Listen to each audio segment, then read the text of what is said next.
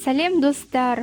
Бүгін сіздердің сұрауларыңызбен үйде бар заттармен жасалатын, жасалу жолы оңай әрі тез, ағзаға пайдалы, витаминдерге бай сәбізден пирог жасаймын.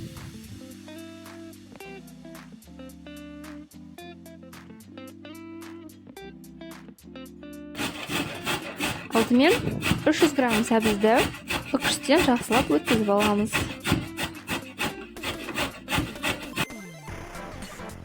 Үккіштен өткізілген сәбіздерімізді ыдысқа салып, оның үстіне 5 штук шағын жұмыртқаларымызды жарып саламыз.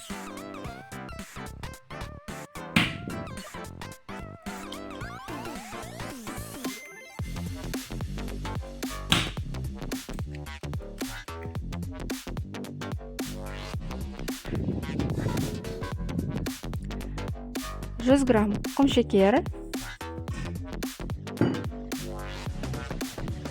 50 грамм грек жаңғағы,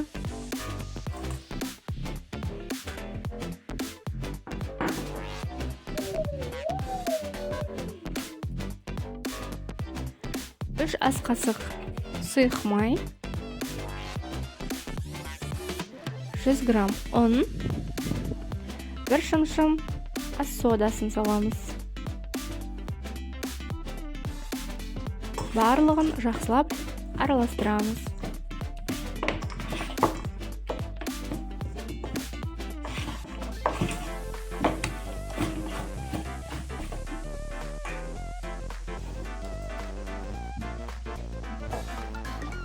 Құм шекеріміз ерігенше жақсылап араластыра береміз.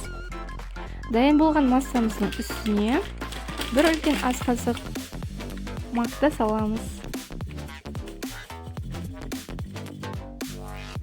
Оны да жақсылап араластырып аламыз.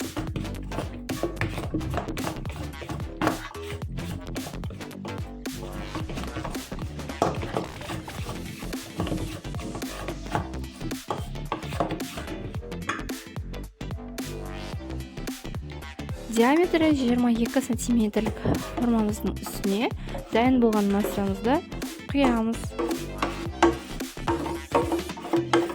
Мұны кекстің үйде формасы болатын болса, кекстің формасына жасауға да болады.